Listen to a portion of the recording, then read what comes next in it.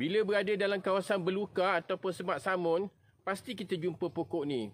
Bunga dia berwarna putih seolah seperti bunga kerak nasi. Tumbuh membalut pokok ataupun ranting-ranting. Apa jua yang memanjat ke atas, apa jua yang tinggi ke atas, pokok ni akan berpaut. Dan menjadi satu kawasan semak di belakang Pak Andak ni penuh dengan pokok ni yang dinamakan pokok selaput tunggul.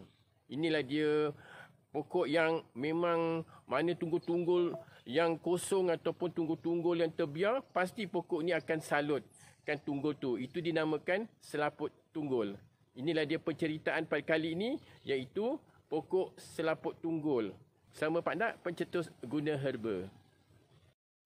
Pokok ni banyak nama. Ada yang panggil rumput ulan, ada yang panggil rumput Jepun, ada yang panggil rumput Jerman. Dia adalah dalam spesies rumpai ataupun rumput yang menjadi semak samun kalau di kawasan-kawasan terbiar ataupun pagar-pagar memang penuh pokok ni. Tetapi dalam pada tu pokok yang terbiar ni banyak kegunaannya untuk khasiat terapi alternatif dan juga untuk menu makanan. Kalau kita nak racun, kita nak bersihkan pun memang mempunyai pelbagai cara. Dan kita akan rasakan banyak tenaga kerana pokok ni. Dia akan menutup. Kalau musim hujan, pokok ni lebar-lebar. Daun dia yang seperti sirih pun ada, seperti mirip pokok air mata pengantin. Dan berbau. Memang berbau. Tetapi dalam pada yang dia selaput-selaput tunggul ataupun tunggul-tunggul kayu, banyak kegunaannya.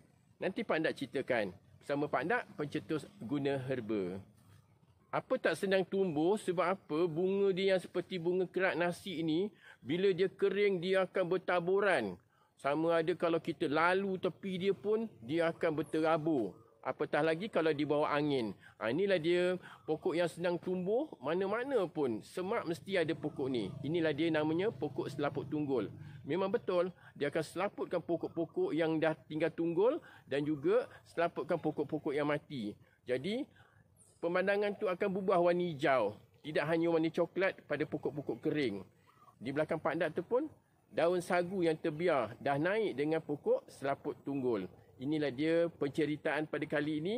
Herba yang semak samun, yang memang keluarga rumpai ataupun keluarga rumput, punya khasiat pada tubuh badan kita, pernah digunakan oleh orang-orang terdahulu. Selaput tunggul. Dalam rimbunan semak, orang tak pandang pokok ni, tetapi mempunyai khasiat pada tubuh badan dan menjadi makanan dan ulaman dalam masakan. Inilah dia pokok selaput tunggul. Kita petik pucuk dia, kemudian kita celur dan kita jadikan dia sebagai ulam. Dan katanya memang untuk kuatkan darah dan nampak muka kita berseri. Tu awet muda. Sebab tu orang dulu sebelum kahwin diamalkan makan pucuk ni. Dan ada yang kata boleh buat masak air ataupun masak lemak. Tetapi khasiat pada tubuh badan. Banyak digunakan oleh orang-orang terdahulu.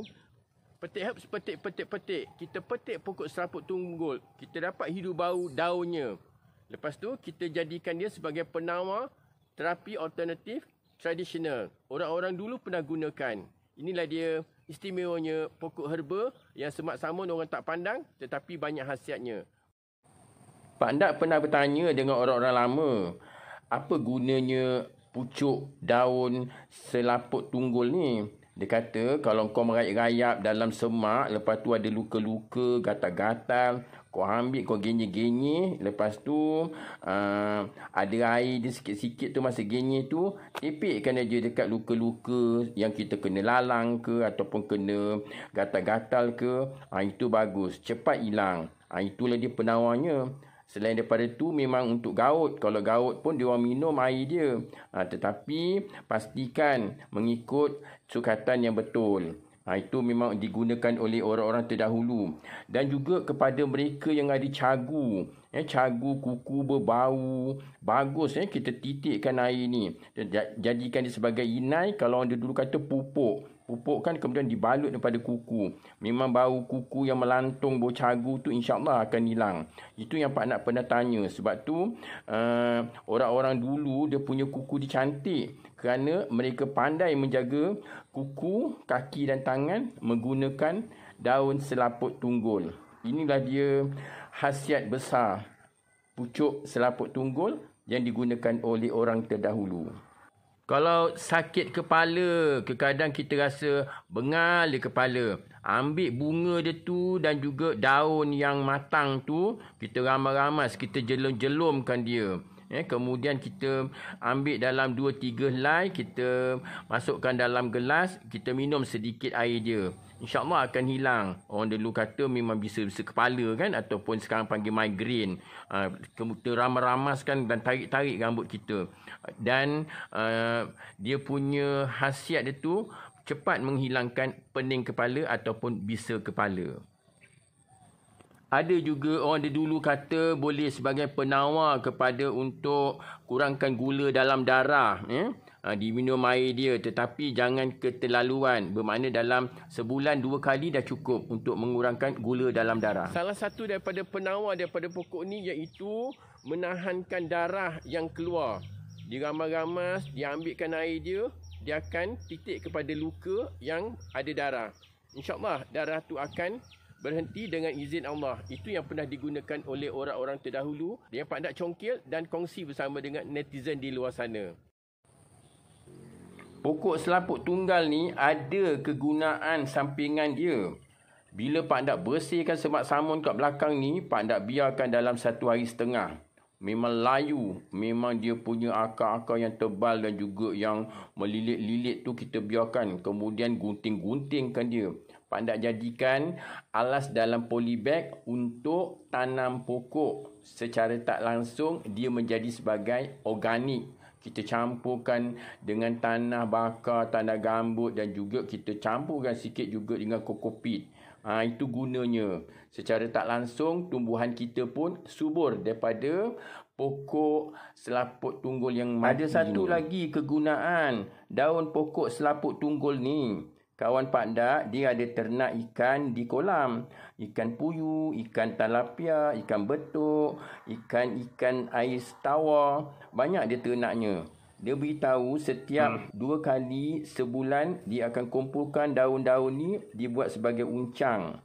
Kemudian dia akan campakkan dalam kolam. Ikan-ikan ni memang suka kepada daun ni kerana bila daun ni berada dalam air, bau daun ni menjadi tarikan kepada ikan untuk pembiakan. Dan secara tak langsung memberi satu bahan yang murah untuk dia gunakan dalam pembiakan ikan.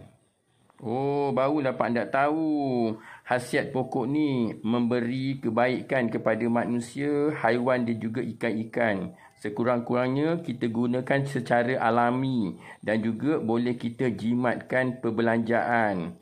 Dan secara tak langsung kita gunakannya daripada warisan orang-orang lama. Inilah dia penceritaan pada kali ini. Pokok selaput tunggul. Istimewa kan pokok ni? Jangan lupa subscribe, like dan share. Akan ada lagi penceritaan herba-herba daripada Pak Nak yang pernah digunakan oleh orang-orang terdahulu. Petik herbs, petik.